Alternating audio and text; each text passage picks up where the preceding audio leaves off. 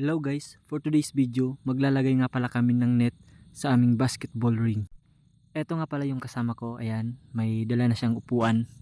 Kita nyo naman kasi yan yung gagamitin namin para patungan para maabot namin yung ring.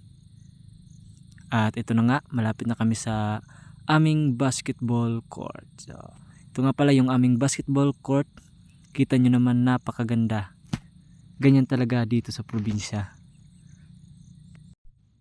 At sisimulan na nga naming ilagay. Ayan. Amin ang tinitingnan kung paano namin ito mailalagay sa ring.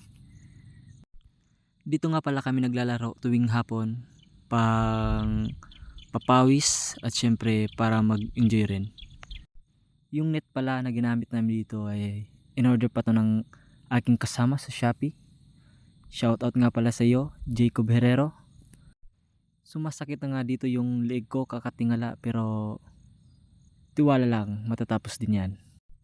Yung board nga pala namin dito is purong bakal yan, kaya pag madaganan kayo niyan talagang nako, tignan natin kung hindi mabali yung buto nyo.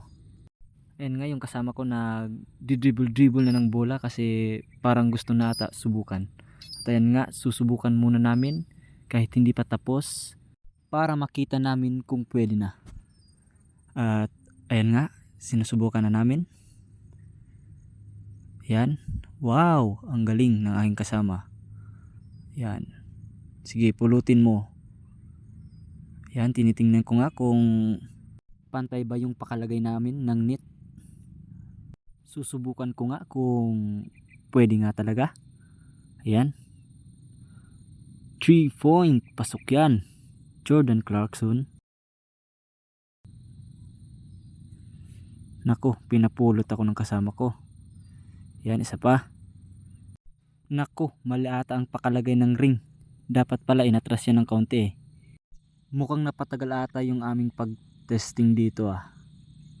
Mukhang parang maglalaro na. Ayan. Napaganda yung pag-testing. Hindi naman pumapasok yung tira. Paano yan matitesting? Yun. Ayan, at babalikan na nga namin. I-fix na namin para maayos na yung paglalaro namin.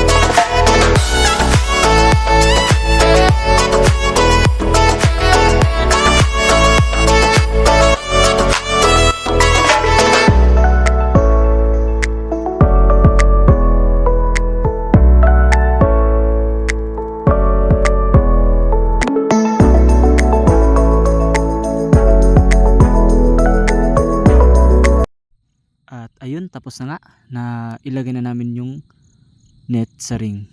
Ayan. Amin nang susubukan kung maganda na nga pag pumapasok yung bola. Ayan, susubukan natin. Ayun, okay na guys. Maganda ng paglaruan kasi mayroong ng net na inailagay. Hindi katulad nung dati na kapag nagre-ringless talaga dire-diretso yung bola palayo. Kaya ayan, goods na.